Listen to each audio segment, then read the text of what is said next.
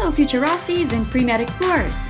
This is Milena Garcia, your host for Ross University Checking the Pulse, a pre-med podcast. This is our mini podcast featuring facts and information about our medical program, insights from current students, and tips from practicing physicians. Each week, this broadcast will be broken down in small episodes, focusing on one aspect of our program, also having guests talk about their own experiences as students and as doctors. Welcome back, future Rossies. In this episode, we will be talking about our Access in Medicine Scholar Program and RUSM's initiative to increase diversity in our admissions process and ultimately to impact our communities with medical providers that better represent them. Joining me today is David Belliard, Associate Director of Admissions and HBCU Liaison.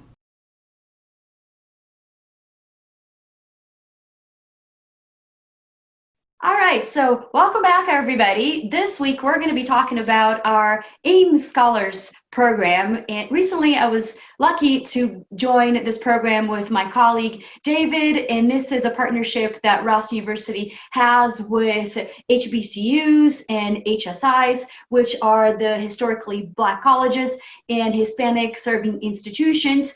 With me this week is my colleague, David Belliard. David, why don't we take a moment to have you introduce yourself to our audience?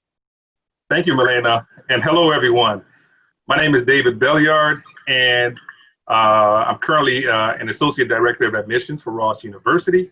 I've been with the university for about 5 years. In November, will make 5 years. And I started in the Office of Student and Professional Development. And I started as a career advisor, working with students and helping them navigate the residency application process. And it was from there where I was able to learn the student experience as it relates to, what experiences they need to be successful to secure residency. What type of scores they need to have on their USMLE to make them a competitive student for a particular specialty. But also I started to identify the type of students we had here at our university. And that made me more, intrigued about, diversity and seeing how we can improve, our underrepresented minority student population.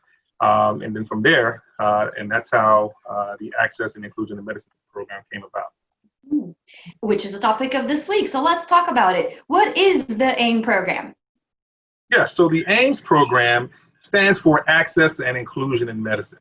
And the program really focuses on increasing diversity in our admissions process here at Ross University. We know that, underrepresented minorities, struggle with, getting an opportunity to pursue their dreams of becoming a doctor because it is competitive. You have, close to 20, 30 applicants who apply for medical school entry each year, and they're looking for the best of the best.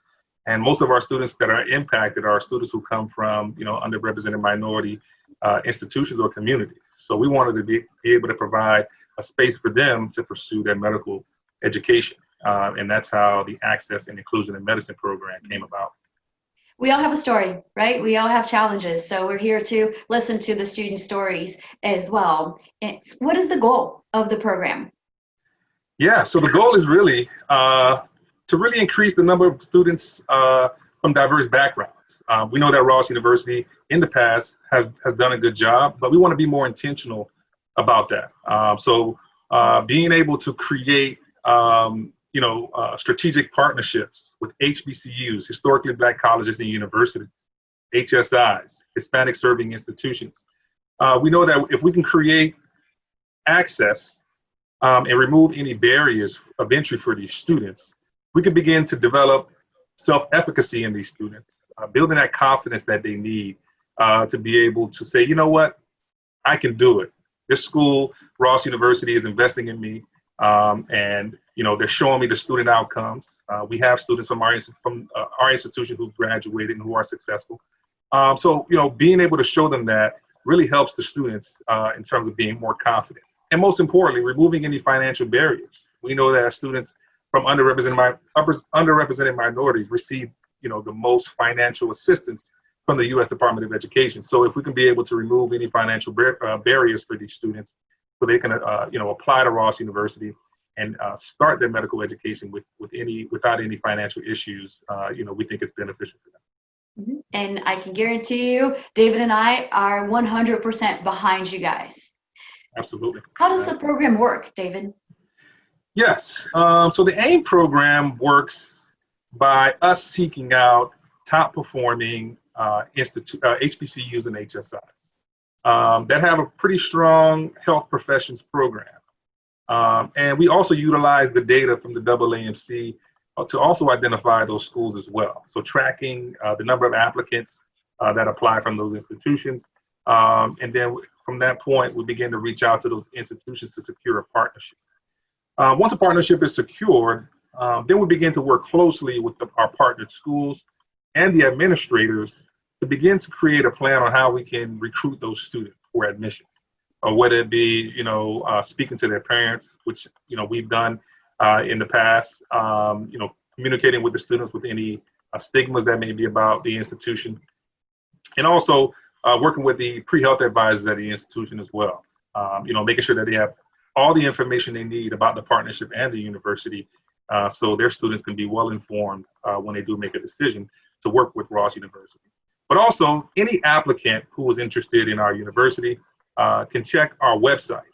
So you can go to rossu.edu/admissions, and you can scroll down to our HBCU HSI partnership tab.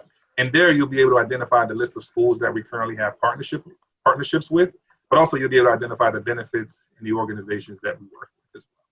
And there are a lot of really nice benefits. So let's talk about those. What are the benefits that Ross University is giving to our AIM scholars? Absolutely. So the benefits that an applicant would receive will be the HBCU AIM Scholar Scholarship, which is the MERP Tuition Scholarship. Which, by the way, plug in, this is our post-bac program. And I did an episode with Kevin Eason, our MERP coordinator. So everyone check back on our podcast list for that specific episode on the MERP Medical Education Readiness Program. Absolutely. And the cool thing about the MERP program, we're a firm believer in that program because we know this program is a better predictor for our students' success. The tools that they learn in this program is phenomenal. And it's really been beneficial for our current matriculants that we have.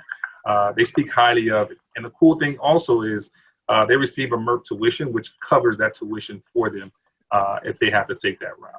Also, students can be able to receive an MCAT application deferment. So if a student is having an issue specifically with COVID-19, they can't sit for the MCAT, we would automatically, defer the MCAT, enroll that student into our medical education readiness program, which is the MERP program, to make sure that we can be able to assess if this student is even, can be a great fit for the medical program based on how well they performed in the MERP program. Also, we would provide that student who has been accepted a flight to campus for first semester, and then we will fly them back after they completed their 2 years at Ross University. And also, if a student, an accepted student can also receive a visit to campus as well. So they can bring a family member or two to see the campus so they can be able to kind of get a feel of how it would be as a matriculant at Ross University. Unfortunately, our Florida schools, which is one of our partnered schools, Florida A&M University, the flight benefit, wouldn't be possible due to legal regulations and those things. But they can continue to receive the first semester scholarship for direct admit, and also they can receive the first semester housing scholarship as well. But also, we also most recently added our Ross Success Scholarship, which is a merit-based scholarship. And the cool thing is an applicant can choose the merit-based, or they can choose the AIM traditional scholarship that we started with. And the cool thing about the Ross Success Scholarship is that students can earn up to $108,000 in addition to $19,000 for housing, which is a pretty cool or significant amount of money towards their tuition. I think you just listed a significant amount of money for everything. Again, for everyone listening, go back to our website and go over these benefits that David just covered, because yes, you heard it right. There are 7 or 8 benefits listed on there. So go back to our website, medical.rossu.edu under the admissions part. David, this is an incredible program. So tell us, how does a student apply for it? Absolutely. Even though our students have a direct contact for an admissions person here at Ross University, but our students still have to apply just like anyone else. So they would go directly to our Ross website and look for the admissions tab. And the cool thing is the application is at no cost to the applicant, so they can apply directly. And just make sure that, if you're a student that is applying, that you submit everything that you need so we can move you along in the process. Also, if you're an applicant who may be considering other institutions and you have an AMCAS application, the cool thing is about that is that you can just upload that application directly in our website, and we'll be able to make sure that we have everything we need, and we'll move you along in the application process. In fact, as soon as you apply, we actually assign an admissions coordinator to your file right away. So there is this support all throughout from day one when we receive your application, and this continues on through your timeline while you're on campus at Ross. In fact, it continues on during clinical rotations. At Ross, we have all kinds of academic support or psychological support, be it with the new student coordinators, the admissions coordinators, the Academy for Teaching and Learning, as David mentioned, the Counseling Center, the clinical advisors, the Office of Career Attainment. All this is available to all our students. David, tell us some of the additional support that we have specifically for our AIM scholars. Absolutely. So Milena, in addition to the services that you just mentioned, the services that we like to offer and what we like to call it is the white glove service. And basically just making sure we put all the services on the platter for the student. So making sure they have a direct contact for someone in the admissions department. So they can connect to me, myself, or you, and being able to, reach out to us for whatever questions that they may have, so we can make sure they have a smooth process in the application cycle. And also, we want to be able to make sure that these students feel at home when they enroll at Ross University. And the cool thing is, we've had quite a few matriculants from our partnership schools already. So we can be able to align them with a peer mentor who can be able to kind of help them navigate that first semester. Right now, students are virtually, but when they begin to go back into normal experiences and normal matriculation, the student can be able to have that peer mentor to kind of show them, the study spaces, how to manage their time. And being able to have that peer mentor they connect with really helps that student feel connected to their studies here at Ross University.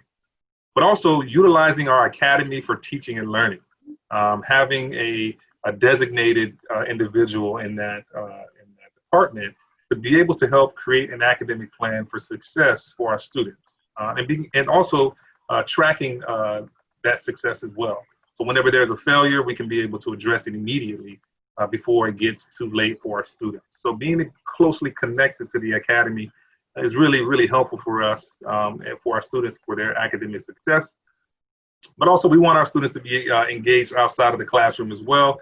So we want to be able to make sure they're connected to clubs and organizations. Of course, we don't want to overwhelm our students because medical school is already challenging, but we still want them to be able to leave a footprint at Ross University. So we want to be able to connect them with different organizations, whether it be minority organizations or a medical specialty type of organization. And as you know, Milena, they can create an organization as well. So so whatever they want to do, we want to be able to make sure that they can be able to be involved. Of course, we encourage taking the initiative, yes. And in fact, at Ross University, we've always been known to have a diverse student body. This program was started a couple years ago. This initiative was started a couple years ago. David, why do you think this initiative is so important? Yeah, in 2018, I believe, when we thought about putting this program together, we knew that equity in the admissions medical school admissions process wasn't the same for underrepresented minority students. At Ross University, as I stated earlier, I know we did a good job, but we weren't intentional. And we knew that a lot of medical schools in the US talked about, we want to be able to invest money into bringing in our underrepresented minorities, having specific seats for them. But they talked about it, but never put their words into action. So we saw this as an opportunity to be able to be the front runners or a model for international medical schools or even U.S. schools to be able to show them this is how you can be able to support your underrepresented minority students by creating strategic partnerships and putting your finances behind those students so they can be successful. And of course, prior to this program's inception, we did look at some historical information from the AAMC, altering the course, Black Males in Medicine, which provided us data from 1978, which talked about the significant decline in Black males entering medical school. And when you look at that decline, you can think about the different environmental factors that have impacted our Black males coming into medical school, whether it be, the economic, disparities, whether it be lack of education, the teachers or the books, being able to see a doctor that looks like them in the community that they come from. Because we know, the physicians that reflect the community, those patients are more compliant to be able to be more receptive to the medical recommendations, the medications, to follow those things. So we knew, the impact of that. But, our women are still doing, our minority women and women are doing well with enrollment in medical school. But we do know that it's still important for us to continue to support our women and our enrollment process coming from our partner schools, because we know that we want to be able to continue to have physicians reflect the community that we want them to serve. And the demand for Black male physicians or physicians as a whole is important.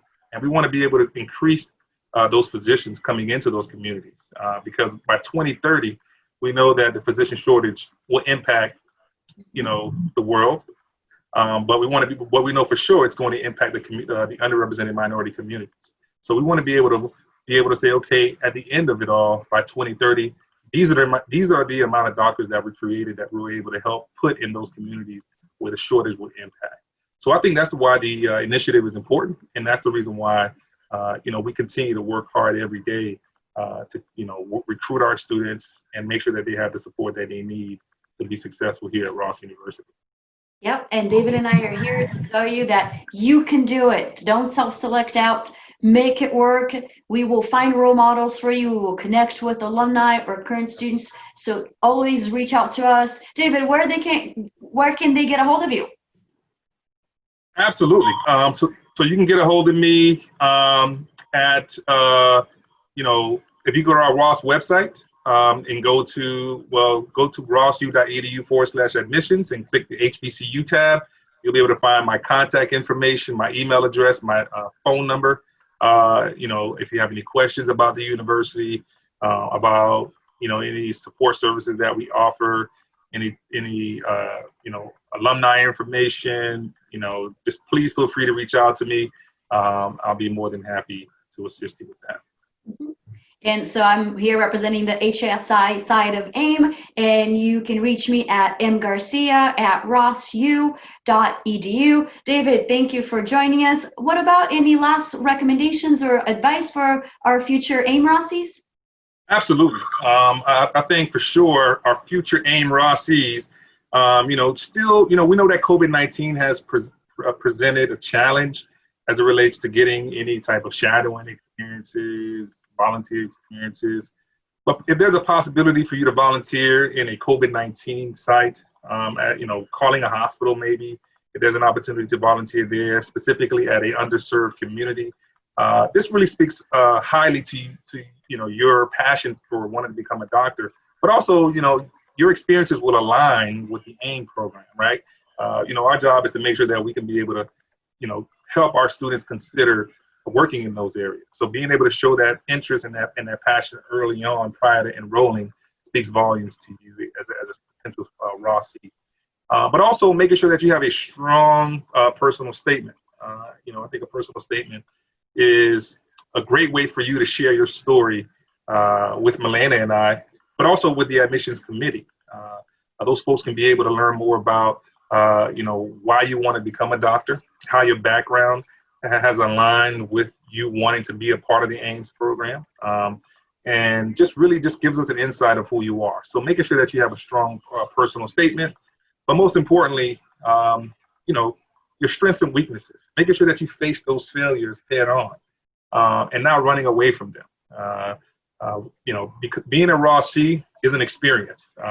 And you will face challenges, and we want to be able to learn how you overcame your past challenges so we can feel confident if you failed an exam or you had a conflict with a peer, that you can be able to overcome those obstacles here at Ross University. And then also, we want to be able to make sure that you meet the qualifications and that you're prepared for one of the most important exams for entry into medical school, and that's your MCAT exam.